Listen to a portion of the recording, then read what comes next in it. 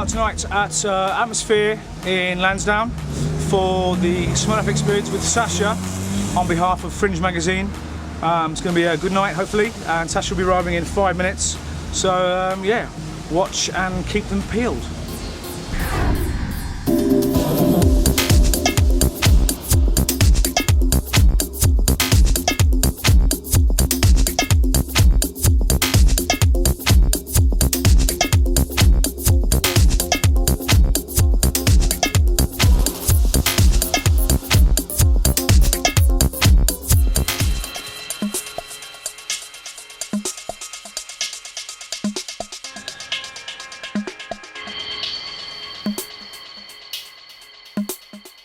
Hi, I'm here with Sasha for the Smurf Experience. Welcome to Cape Town.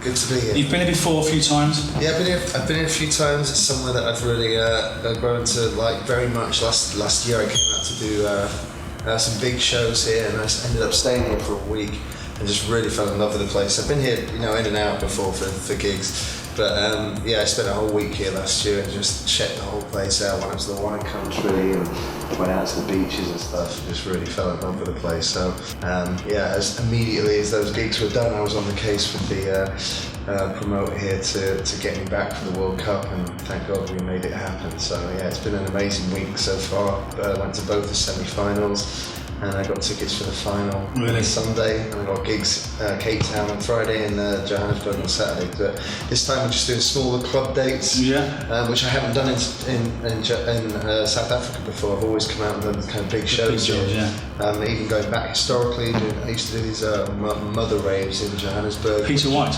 Yeah, just amazing parties. I remember we did one at the Electric Workshop there that was about, I don't know, the stories vary between 10 and 20,000 people. There was a hell of a lot of people there. The production was, it was Rolling Stones standard production, and yeah, they were amazing days back then. But yeah, I had a little break after the mother parties finished, and then I started coming back recently.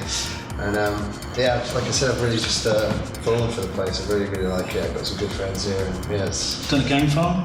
Sorry? Done the game farm? I haven't done that yet. Really? No, I haven't done that yet. I'm planning on bringing the family back soon, so I can actually spend another chunk of time here and do some more of that stuff. What are the guys going to expect, or what we're looking forward to? What are you looking to sort of show them this weekend?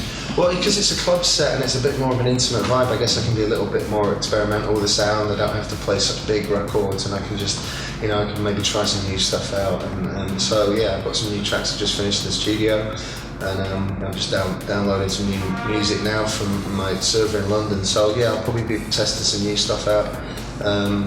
Yeah, I mean, it's just there's less pressure in that sort of environment to deliver that big sound. So yeah, and hopefully a bit more of a fun set maybe.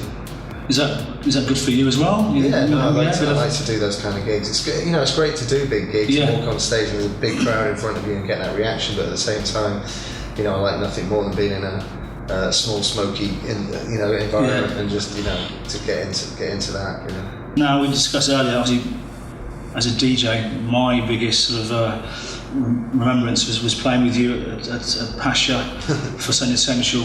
That's for me is easy to say.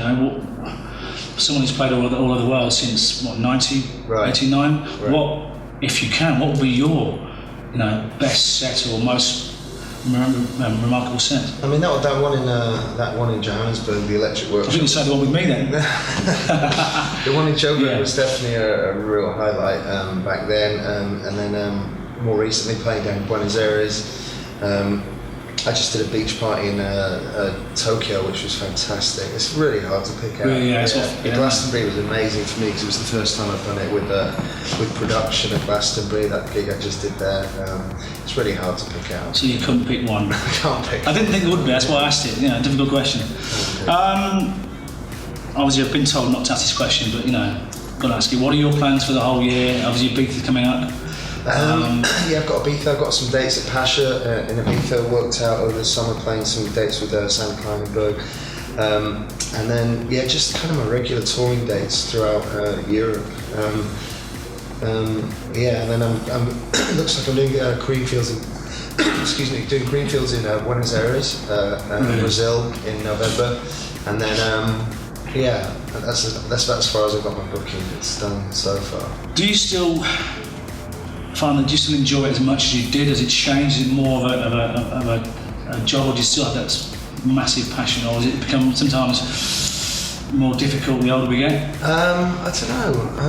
I think the travelling side of things is the best bit about it, but it's also, you know, it can really mess you up, your body clock and that sort of thing. But I don't know. Whenever you walk into a club and you feel that energy of the crowd, it's very hard to not get swept up in it. But you know, I think it's very much changed since the 90s, when it was. It just seemed like it was a bit of an endless party then. Now it's much more professional and. You kind of. I think your attitude to it is definitely much more focused. Yeah, it's definitely different, but it's, you know, my diary's still full and I'm still travelling the world and really enjoying it. So I really can't complain.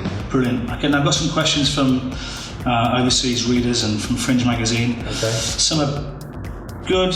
England, Holland or Spain?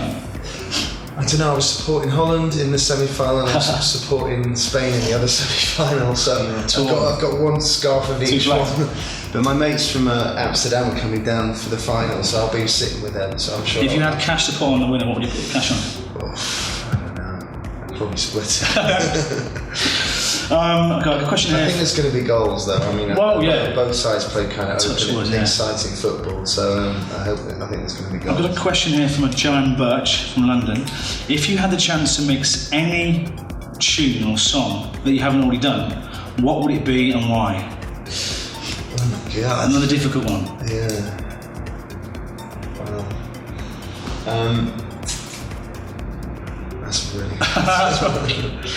You know, because, you know, I'd automatically say, oh, it would be great to mix a classic record like Tomorrow Never Knows by the Beatles or something like that. But then again, I've done a classic record before. I mixed Belfast once by Orbital, and it was such a nightmare touching such a classic piece of music. It ended up really kind of cabbaging my head. So I don't know. Maybe an artist like Sigur Rós or someone like that. You know, somebody who hasn't really had a lot of remixes done. Probably something like that.